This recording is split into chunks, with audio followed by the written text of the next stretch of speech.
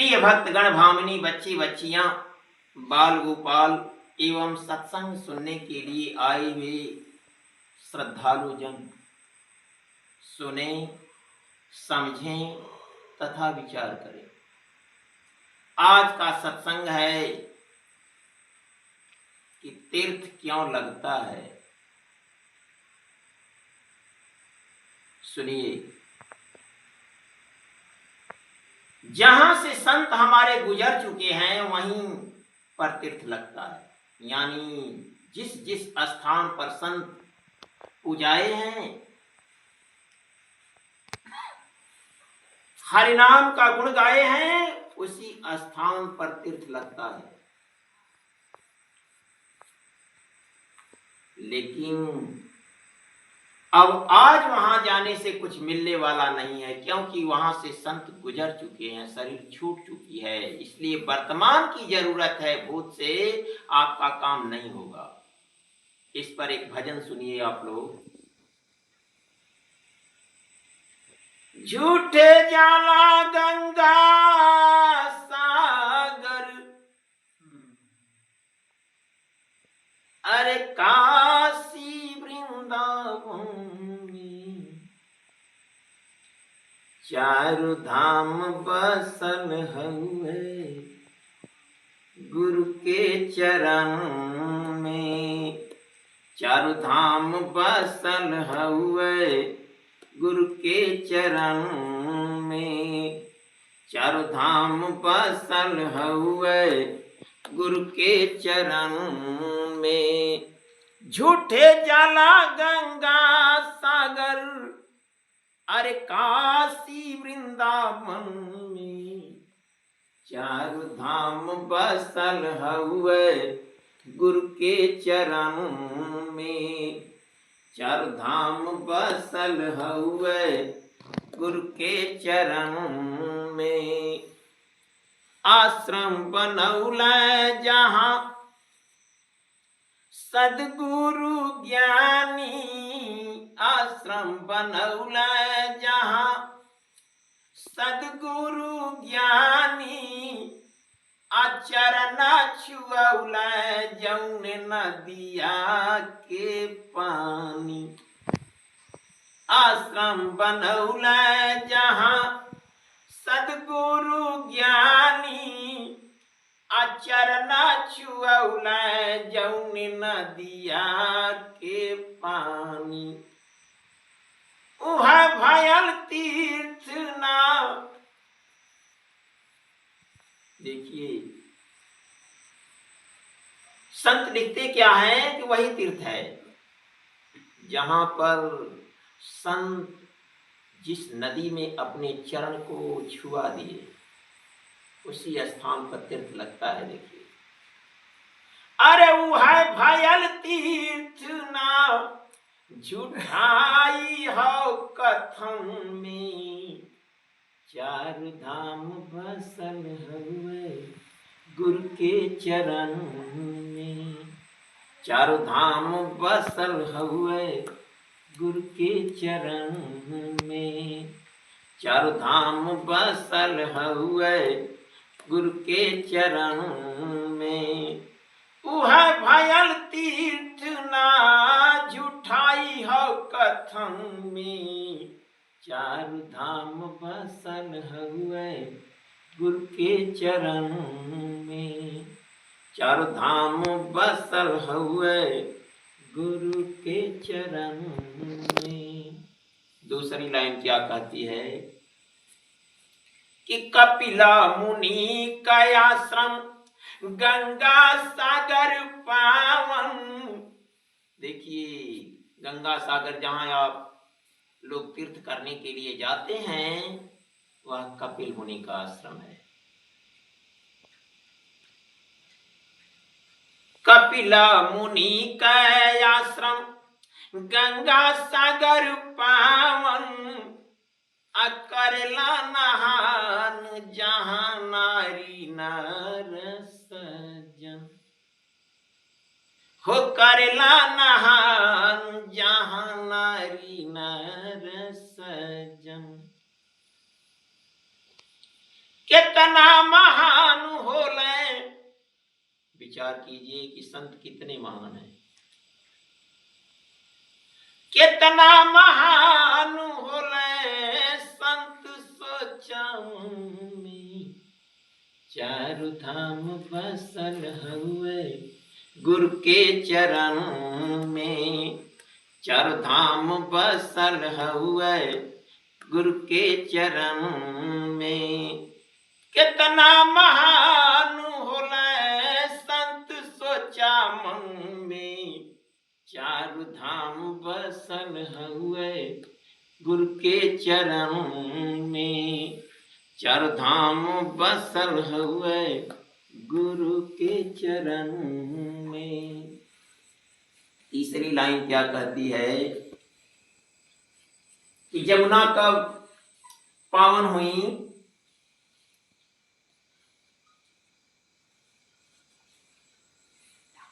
जमुना नदी पावन भैली जमुना कब? जब दुर्वासा मुनि चरण छुआए। जब दुर्वासा जी चरण छुआए तभी जमुना पावन हुई।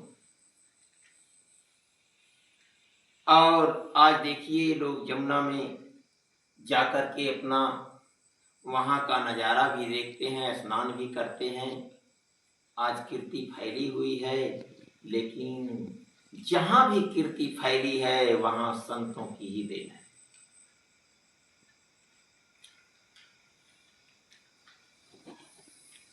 वहां केवल संतों की ही देन है, बिना संत के कहीं नहीं। भगवान कृष्ण गुरु किए हैं, राम गुरु किए हैं, परशुराम गुरु किए हैं, शिव जी गुरु किए हैं, मां पार्वती गुरु की हैं, जगत माता सीता गुरु की हैं, और हम लोग बिना गुरु के ही भवसागर पार करना चाहते हैं। कैसे होंगी? नहीं हो सकते।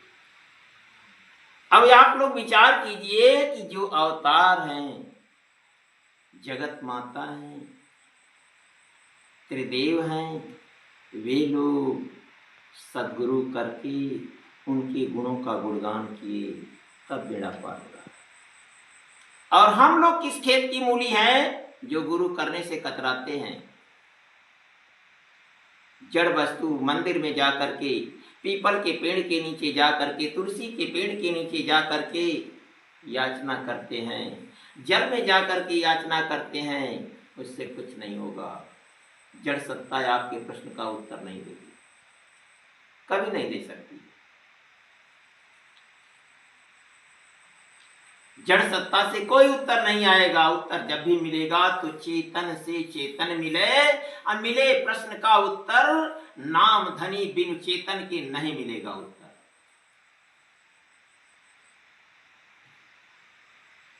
यानी जलता हुआ दीपक बुझे हुए दीपक को जला सकता है, और बुझा हुआ दीपक कभी बुझे हुए दीपक को नहीं जला सकता।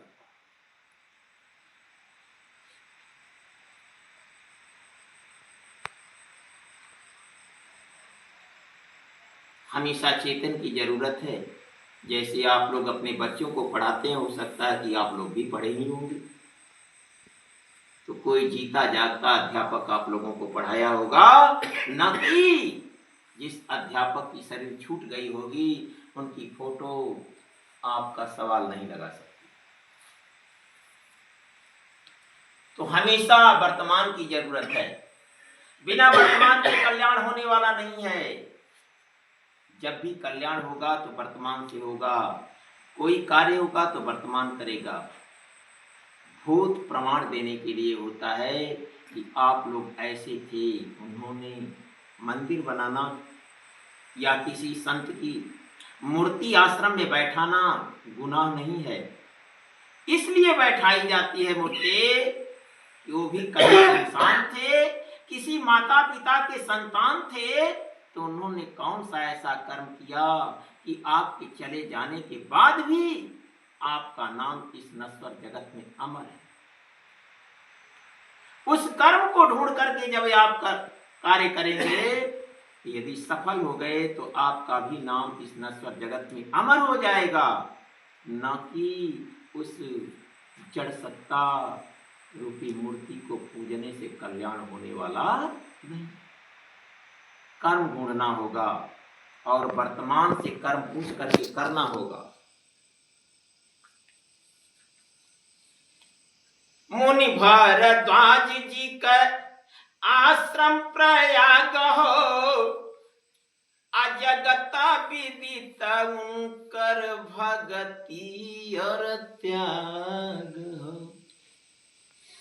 देखिए, भारद्वाज ऋषि प्रयाग में पूजाए हुए हैं,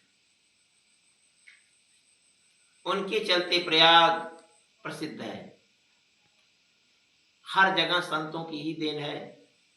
तो जब थे तब थे, आज वर्तमान संत खोजेंगे तब काम होगा। मुनि भारद्वाज जी कयाश्रम प्रयाग हो, अजगता विदित उनकर भगति और त्याग हो। फैलल बाजिन कर अरे सुजस त्रिभुवन में, चारु धाम बसल हुए गुरु के चरण में। चारु धाम बसल हुए गुरु के चरण में, फैलल बाजिन कर सुजस त्रिभुवन में। चारु धाम बसल हुए गुरु के चरण में। चारों धाम बसल हुए गुरु के चरण में। झूठे जाला गंगा सागर अरे काशी वृंदावन में, चारों धाम बसल हुए गुरु के चरण में। आखिरी बात सुनिए। पावन कैल सरजू के वशिष्ठ मुनि ज्ञानी, राम के गुरु वशिष्ठ जी सरजू नदी को पावन किए।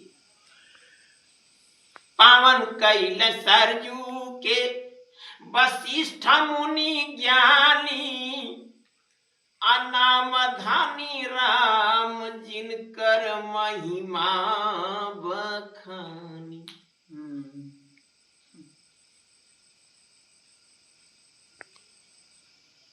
अपने गुरु की महिमा का गुणगान मर्यादा पुरुषोत्तम भगवान श्री राम अपने श्रीमुख से स्वयं कर रहे हैं।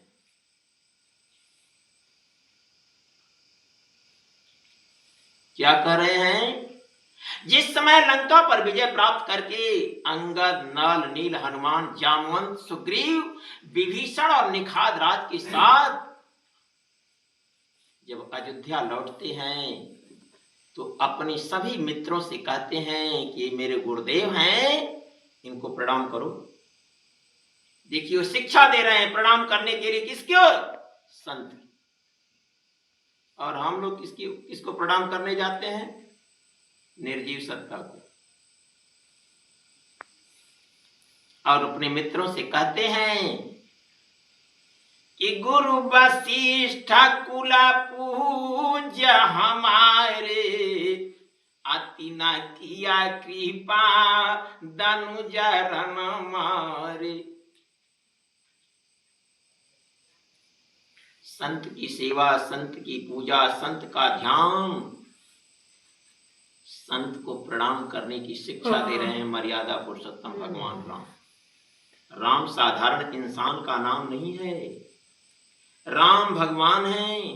राम ब्रह्म परमार्थ रूपा राम ब्रह्म है। राम जगत माता के पति है। राम संसार क्षेत्र में चक्रवर्ती राजा दशरथ के पुत्र हैं। राम जनक साधु के दामाद हैं, राम जंजाम जोगी हैं। वह राम गुरु की, और वह राम पढ़ने के लिए कहां गए थे कि गुरु गृह पढ़ा न गाये या रघुराई, अल्पकाल विद्या सब। वह भगवान गुरु के घर पढ़ने गए हैं, और हम लोग कहां पढ़ने जाते हैं? पत्थर के घर,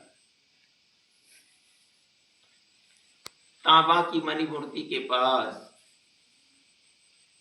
सिल्वर की बनी मूर्ति के पास, सोने की बनी मूर्ति के पास, चांदी की बनी हुई मूर्ति के पास, पीपल के नीचे, तुलसी के नीचे तीर्थ में जल। अब आप लोग स्वयं विचार कीजिए कि चेतन का उत्तर कभी जड़ दे सकता है? निर्जीव सत्ता से कोई उत्तर आ सकता है?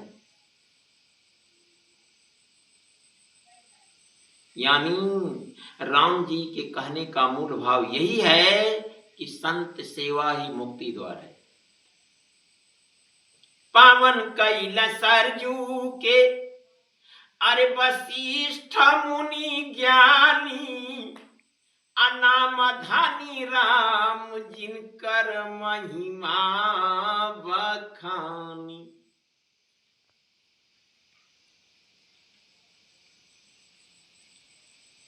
गुरु कै बसौलै पद राम, दूसरा कोई छोड़ दीजिए बात। भगवान राम अपने गुरु महाराज के श्री चरणों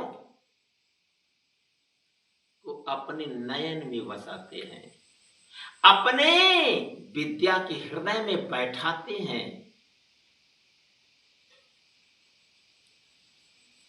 गुरु कै बसौलै पद अरे अपने नयन में, चारु धाम बसल हुए गुरु के चरण में, चारु धाम बसल हुए गुरु के चरण में।